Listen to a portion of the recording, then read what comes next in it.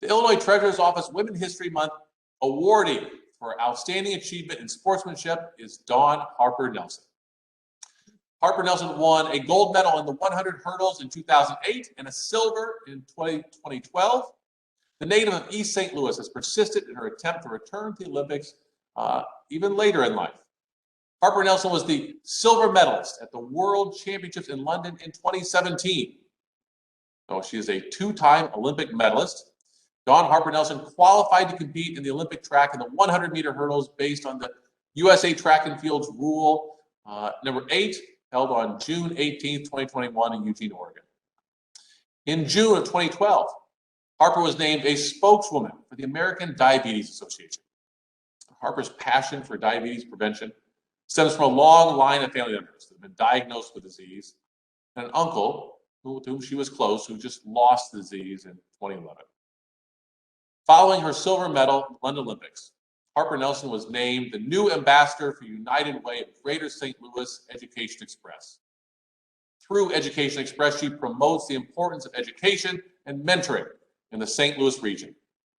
Harper Nelson loves speaking to children about their dreams, the importance of education, and Dawn, that's why you were chosen for this award. You wouldn't be here today if not for your accomplishments on the track. So let's talk first about that. What inspired you to run track? Oh man, what inspired me? So first I did gymnastics and I had a great time. And then a friend of my mother said, you should try her in track. And the first time I stepped out there and literally they line you up and they just say, go. And I was like, I got tired. I never get tired. It was the most freeing feeling. Then obviously I did notice that I did have a little bit of a talent for it. And then when I started doing the hurdles at 14, it was all over for me. I had met my match. I loved it. Well, that's great. So, a lot of people watch you, and the race is over so quickly. And some people, I think, well, you're just naturally talented, and you go out there and you run. But for our viewers who have not participated in track or have not done hurdles, how do you prepare to run the 100-meter hurdles, and how often do you have to work out? Well, just to be clear, for the Summer Olympics, it's every 4 years. So there's a dedication of your life pretty much for 4 years. If you try for a team, made the team, made it, and it was great. If you want to go again, it's 4 years of a commitment. So for me, though, my day went where I woke up around 8. I was at track practice around 10, but I'm on the track for 2 to 2.5 hours. Then you go to the weight room for about 2 to 2.5 hours. And then I have had some knee surgeries. And so for me to be consistent and understand my body, I would go to physical therapy just to do preventive measures for knees, hamstrings, and that will be 4 hours. So it's definitely an 8-hour or a longer day of committing, eating right. So my food would be with me throughout the day in the car, in a bag that I had. I'm snacking all day. As an athlete, we eat.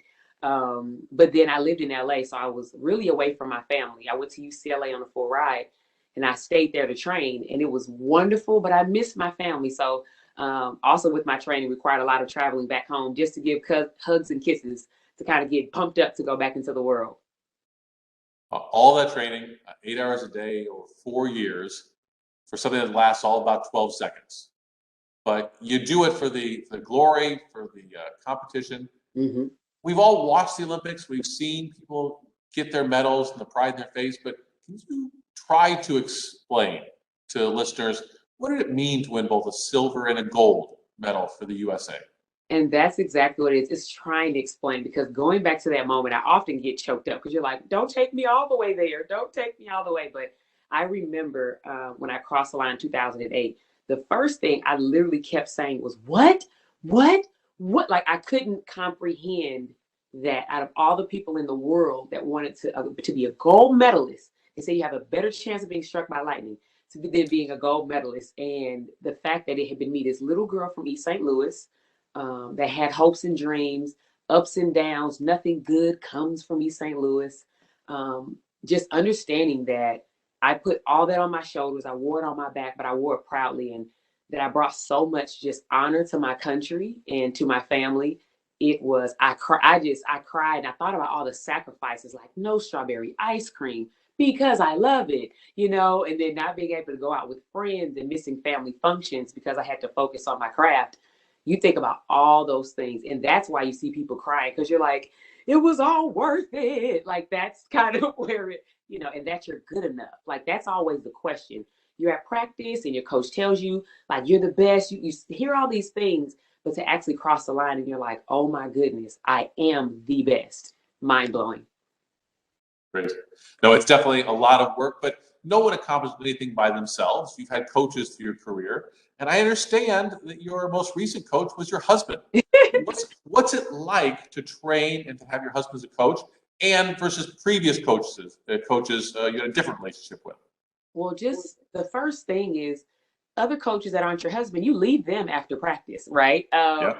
And when I'm done, you get in the car, and if say there was a hard workout where he took me down and killed me, like my joke would always be when we're going to track practice, we have to flick the switch of we're no longer husband and wife. There needs to be a line. So folks, I listen to you, and I'm not like, you don't know what you're talking about. And then when we get back in the car, now I can flick the switch, and I would tell him, my coach today, oh, I just can't stand him, and so it was always a joke. And he's like, he's a good guy. I know the guy. He's a good guy. So it definitely had its challenges and moments when I will be frustrated just with my performance, not even with him. And so for him, he's like, I need my athlete to step away, and tomorrow we'll work on that again. But as an athlete, you're at home and you're studying footage and you're trying to figure it out. So really finding that balance. But I think the key for all of my coaches was the communication that I was able to have. I think that's why I've been so successful throughout my years of competing. We understood we had to be on the same page and we had to listen to each other. Well, you have been successful on the track through that hard work, but you don't stop when you leave the track. Your community service was recognized as a result. You were named the spokeswoman for the American Diabetes Association, the ambassador for United Way of Greater St. Louis Education Express. What inspires you to give back, and what does this all entail for you? What inspired me to give back is, first of all, so many people gave back to me. Like I can just pinpoint key people. It's a ton of people. There are key people that stood out that told me, like, when you reach your goal, you absolutely, without a doubt, have to come and give back. Think about the impact that our conversation has. Think about what you can pour into, just younger kids. And I mean, literally, they are the future, and you want to see them just reach their goals and to thrive and be able to. Me, the reason why I want to touch them and give back, especially in my community, is I need you to know that I'm real. Like, touch me. I went through the same things. I walked through the same hallways of the high school. I had the same track coach. I had the same worries of when I go to a big school, a D1 university, can I make it? All the same things. And so I really felt like it was important to just pour my examples back into the community.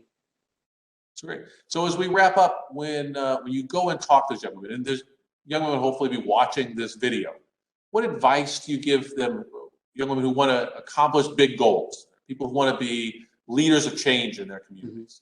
One thing I always say is understand, meaning do your research, understand the goal that you're saying you're after. I feel like so many times we say, I want to be this, or I want to do that, but you just look at the end product of me being on the podium, but there's so much in between, the day in and day out, the ups and the downs that make it worth it. But there are ups and downs through any journey. So understand that journey, but understand it is possible and you can do it. Great. Well, Dawn Harper Nelson, I think that's why you were chosen as the Illinois Treasurer's Office awardee for outstanding achievement in sportsmanship. Congratulations, but also thank you very much for sharing your insights with our listeners. Thank you so much for having me, and the honor.